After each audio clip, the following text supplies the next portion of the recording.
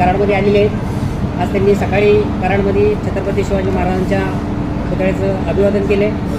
त्यानंतर स्वर्गीय यशवंतरावजी चव्हाण यांच्या समाधीस्थळी पण ते आता अभिवादन करून आले आणि कराडमधल्या पत्रकारांशी काही संवाद साधायचा आहे, त्यासाठी ते आज इथं आपल्यासाठी उपलब्ध झाले आहेत. तरी मी आपल्या पत्रकार बांधवांना विनंती करतो की आपण प्रेस सुरू करावी.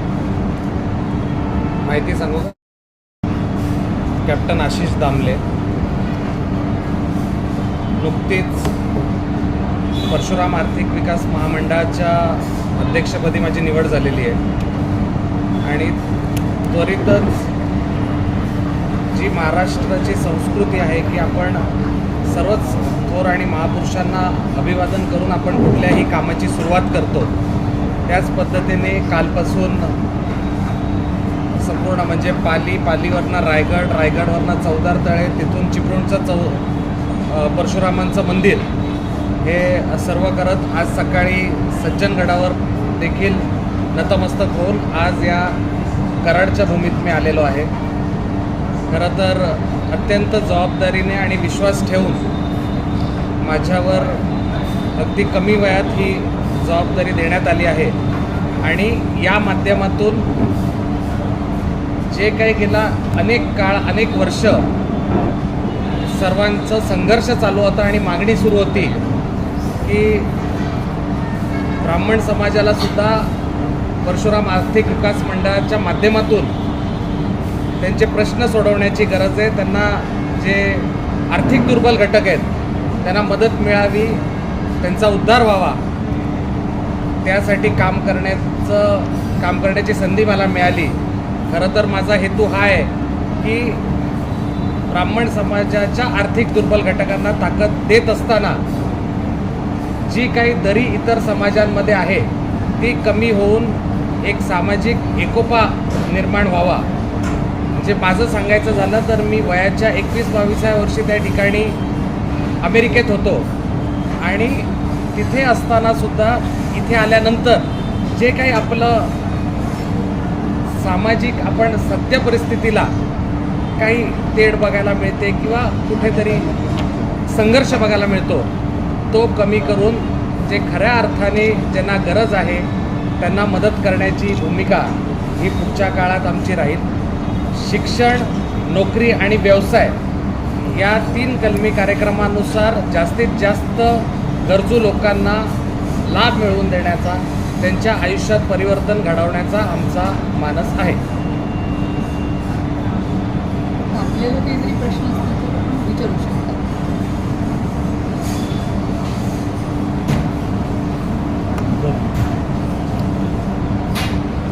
साहेब, आता तुम्ही सांगितलं की अगदी कमी वयात तुम्हाला हे अध्यक्षपद मिळालं. वय किती? माझं 36. पण त्याच्या आधी म्हणजे आता आचारसंहिता चालू आहेत, परंतु पार्श्वभूमी सांगायची झाली तर मी 21व्या वर्षी त्यावेळेस सगळ्यात कमी वयाचा नगरसेवक म्हणून निवडून आलो आहे. 24व्या वर्षी उपनगराध्यक्ष होतो. 25 वर्ष पूर्ण झाल्यावर म्हणजे जी क्रायटेरिया असतो तेव्हा मी विधानसभा पण लढवली. त्याच्यामुळे माझ्या ह्याच्यानुसार अनुभव दांडगा आहे, 20 वर्षाचा आहे. या महामंडळाचा तुमच्या दुर्बळ घटकांना काय फायदा होणार? तुम्ही त्यांच्यावर माहिती कशी पोहोचवणार? निश्चितपणे आता हे जे आम्ही अभिवादन दौरा आणि आमचे वेगवेगळे समाज मंडळाच्या माध्यमातून समाज बांधवांना त्या ठिकाणी ज्यांना गरज आहे अशांनी अप्रोच करून त्यांच्यासाठी मदतीचा आमचा हात असणार आहे. काही गोष्टीचा अभ्यास माझा सुरू आहे, जसं की ग्रामीण भागातून पुण्याकडे मुंबईकडे येणाऱ्या विद्यार्थ्यांची संख्या ही खूप मोठी आहे. सर्वप्रथम त्यांच्यासाठी वसतिगृह सुरू करणं ही प्रायोरिटी असणार आहे. त्याचबरोबर आपण जर पाहिलं तर ग्रामीण भागातून जे पुणे, मुंबई, नाशिककडे शिकायला येतात ते आजही काही विद्यार्थी असे आहेत जे एक वेळ जेवण करून त्या ठिकाणी शिक्षण घेत आहेत. त्याच्यामुळे आपण जर सरासरी पाहिलं जर त्याचं तर 38 ते 40% मुलींमध्ये ॲनेमियाचं प्रमाण आहे. ते फक्त कारण ते एक वेळचं जेवण घेतात. तर यासाठी माझा असा विचार चालू आहे की भविष्य काळात आता त्या सगळ्याचं वर्किंग चालू आहे की फूड स्कॉलरशिपची कन्सेप्ट सुरू करायची, जेणेकरून ह्या विद्यार्थ्यांना दोन्ही वेळेचं जेवण आणि सकस आहार हा दोन्ही वेळेस पुरवला जाईल. त्याचबरोबर अनेक विद्यार्थी असे आहेत जे उच्च शिक्षणासाठी बाहेर देशात जातात आणि ग्रामीण भागातल्या सर्वसाधारण आपण विद्यार्थ्यांचं जर पाहिलं तर बाहेरगावी जाण्यासाठी ज्या परीक्षा असतात, ज्या टोफेलची परीक्षा असते, IELTS परीक्षा असते, ह्याच्याविषयी त्यांना फारसं ज्ञान नसतं. तर त्याचं प्रशिक्षण केंद्र सुरू करणं ही आमची प्रायोरिटी त्या ठिकाणी राहील, जेणेकरून त्यांना उच्च शिक्षणासाठी जर बाहेर जायचं असेल तर त्याचं पूर्ण ट्रेनिंग हे दिलं जाईल. त्याचबरोबर जिल्हानिहाय सर्वे करून जे खरंच आर्थिक दुर्बल आहेत, ज्यांना गरज आहे त्यांच्यापर्यंत पोचायचं हे सुद्धा आमच्या मनात आहे. आणि जे आरोग्याच्या दृष्टीने ज्यांना मेडिकलच्या काही आजार आहेत, ज्यांना परवडत नाही आहे, अशांसाठी सुद्धा धावून जाण्याचं आणि त्यांना मदतीचा हात देण्याचं त्या ठिकाणी मानस. बहुधाये साहेब, ब्राह्मण समाजाला हे परशुराम महामंडळ स्थापन झालं हे मला वाटतं हे गव्हर्नमेंटकडून, सरकारकडून ही पहिलीच मला वाटते संधी मिळालेली आहे. याकडे तुम्ही कसं बघता? गेले अनेक वर्ष अनेक महाराष्ट्रातल्या जिल्ह्यातून आणि म्हणजे मराठवाड्यात झालं, विदर्भातून झालं, कोकणातून झालं, या गोष्टीसाठी अनेक वर्ष मागणी होत होती. मॅडम स्वतः जे मुंबईला उपोषण झालं होतं त्याच्यात सहभागी होत्या आणि अनेक उपोषणं, अनेक आंदोलनं, अनेक त्या ठिकाणी सगळ्यांनी मिळून मागण्या ह्या अनेक वर्षांपासून होत होत्या. आणि मला वाटतं आज हे महामंडळ स्थापन झालेलं आहे. मला वाटतं या महामंडळाच्या माध्यमातून इतर महामंडळांसाठी एक स्टँडर्ड सेट करण्याची गरज आहे की अशा पद्धतीने काम हे चांगल्या पद्धतीने झालं पाहिजे. आणि जरी हे परशुराम आर्थिक विकास महामंडळ असलं तरीही सर्व समाज घटकांना एकत्रित घेऊन त्यांची सल्लागार समिती घेऊन कोणावरही अन्याय होणार नाही आणि जो काही जातीय सलोखा आहे, जो काही सामाजिक समीकरण आहेत ती एकत्रित राहून काम करायचं, अशा पद्धतीचं स्टँडर्ड हे महाराष्ट्रामध्ये सेट झालं पाहिजे. या मराठा आर्थिक महामंडळ आहे, तसंच हे महामंडळ आहे. या मंडळामध्ये तरुणांना बँकेमध्ये लोन मिळवून देणे अशा गोष्टी तुम्ही प्राधान्य देणार का? मी 3 गोष्टी सुरुवातीला सांगितल्या, जे प्रायोरिटी असेल नोकरी, शिक्षण आणि व्यवसाय.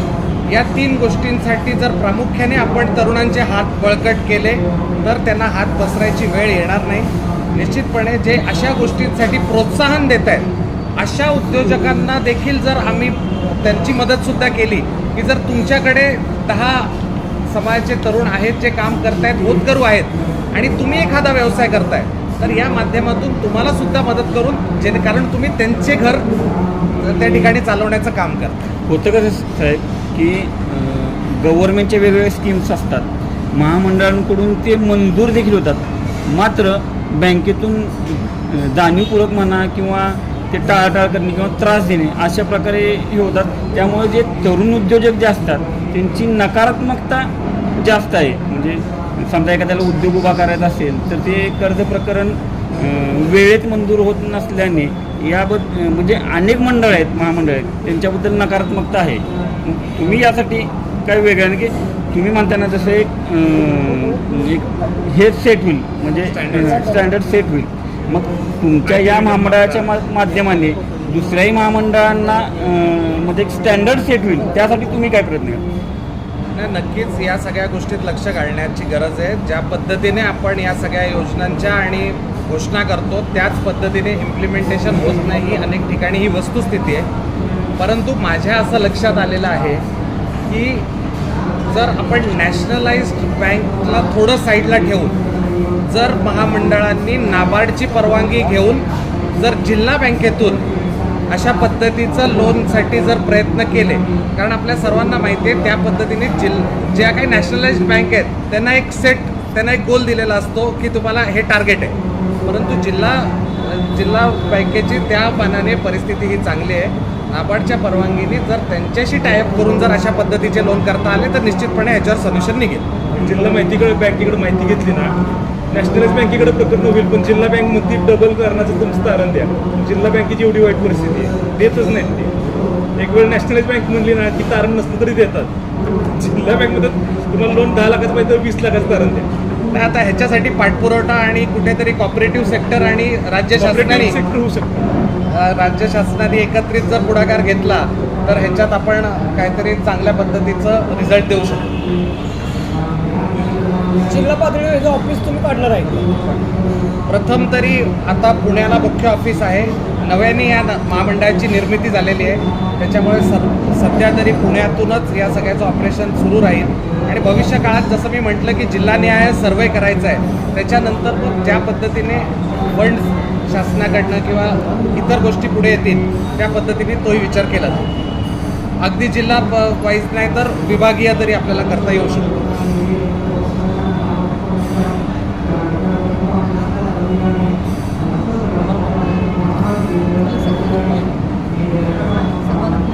नमस्कार. आज आपल्याकडे परशुराम आर्थिक विकास महामंडळाचे माननीय अध्यक्ष आशिष कांबळे साहेब यांची सभेच्या भेट कराडला मग सगळ्यांना भेटण्यासाठी पूर्ण जिल्ह्याचा आज दौरा आहे. सातारा, सांगली आणि कोल्हापूर त्याच्यामध्ये जाणार आहोत. तर आपण सगळे पत्रकार बांधव या ठिकाणी आला, आपल्या मनातले शब्द आपण विचारल्या. साहेबांनी विस्तृतपणे त्याचे उत्तरं मला वाटतं समर्पक उत्तरं आपल्याला मिळालेली आहे. अडचणी खूप असतात पण त्या अडचणीचा